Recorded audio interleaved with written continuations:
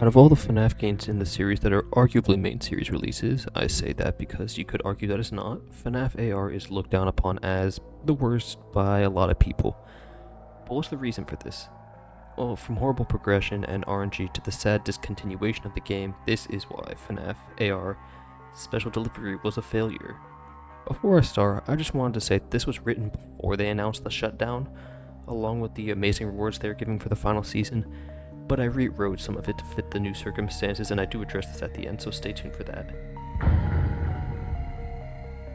FNAF AR has a decently fun gameplay loop, and it has a fun concept. That being said, a lot of the reasons that some might want to play this game is to, of course, collect the animatronics. That's one of the main problems with this game. You start by unlocking the Bear Endos, then soon after you unlock Freddy Fazbear. After some terrible grinding, you unlock Bonnie. Note this still does take a decent amount of time because it takes a long time to level up, especially if you lose, because then you get almost no rewards, and it takes a while just to complete one battle with the animatronics, so leveling up is genuinely a pain. Then you get to Balloon Boy after another long grind, and you wonder, why am I doing this? The obvious answer might be, well, to get the animatronics, of course, but that's the answer of someone who probably hasn't played the game. And that brings us to our next problem, which is the absolutely terrible RNG. Now, I think it's about time I mentioned the elephant in the room, the skins. Each character has a variety of skins for them that is meant to make a player want to play more to collect the rare skins, which is fair. But here's the problem. You aren't guaranteed to get these skins, which I guess is meant to increase the rarity, so okay. But then what about the basic plush suits? You can't even get those. That's right, as someone who isn't that good at the game, that hits especially hard. I grinded to get to Balloon Boy, the third non-endo animatronic you are meant to unlock. It took me many tries. Now after this challenge, for me at least, I feel as a video game, you should reward the player for their grind. But no, I did not even get the plush suit for Balloon Boy. Why? To make me grind more? To play more? That would make me want to play less.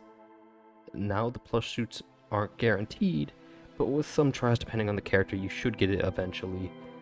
But the CPUs, which are probably one of the most fun aspects of the game, are an actual pain to get. The RNG for them is so bad that it starts to get horrible once you get to Bonnie. Now, the CPUs are meant to make it so that when you send an animatronic to your friend, they act the way they do in the battle, the difficulty and mechanics and stuff. You know. And not as easy as just a bare endo.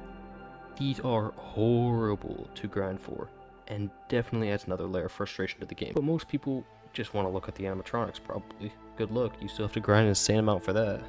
That transitions into the next problem. The monetary transactions. Hey, before I keep going, I just wanted to say if you're enjoying the video so far, I'd really appreciate it if you liked and subscribed. It'd mean a lot to me if you do. Now back to the video.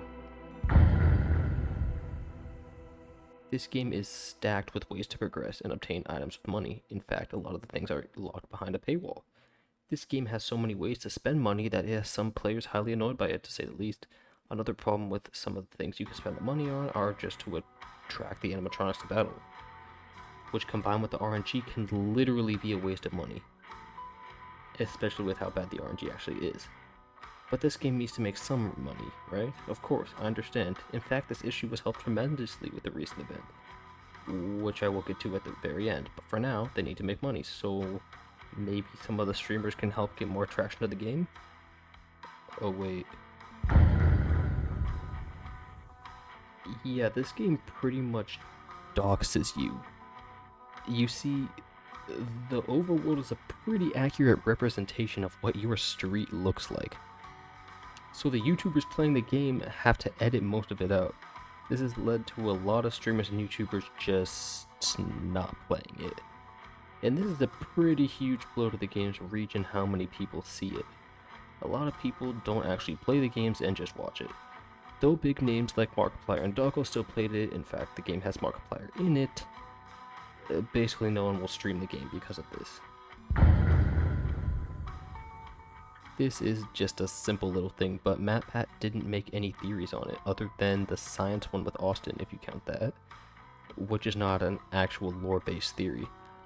and this game was basically to build up to Security Breach, meaning there wasn't a lot there that he thought would be necessary, I'm guessing. With a bit of research, meaning I just looked it up, I could find that he never actually played it on GT Live. That being said, he did use the emails in his theories for Security Breach, so that's something. Even so, without a theory on the game itself, many people would lose interest in it. Yeah, FNAF AR was planned to keep going, but unfortunately the game got discontinued, meaning none of the new animatronics or anything else like that, including the ones in the files, will be coming to the game. There's no new updates come to the game, less and less people will continue to play the game, putting this game in a worse spot than it already was in. The announcement was recently put out that the game would indeed be shutting down soon, and that they would have an event, which I will get to now. Illumix has put out a statement about this game, and that there will be a new event. During this event, you can get an insane amount of in-game items, including the game currency FAS tokens, thousands of them in fact, and this applies to the parts in Remnant as well. You can also get items like transponders. Not only that, but the DLC, which was originally only accessible with money, is now available for a few thousand FAS tokens, meaning much more people can access it. With all these FAS token rewards, players can finally get the plush suits and lures they wanted before without spending a lot of money. This was an amazing decision, and while it does not fix the game's RNG problems, the microtransaction problem has been greatly helped, as well as progression being made a lot easier. So if it came out, why am I still making this video? Well, even though this game fixed a lot of its problems with this event, it's still an event. And while this game, for now, has fixed some of it, I think it's still a good idea to go over why this game became so obscure in the first place. And that's the story of why FNAF AR failed. The gameplay was flawed, there was outside features keeping it from really finding its place. It's sad really, because it had potential to be really fun. The actual core gameplay isn't that bad, and I'm really interested in why shadow bonding was in that game, and if it means anything, as Scott alluded in the Ultimate Guide that it might, but Matt had never made a theory on that, so I guess not enough people will care.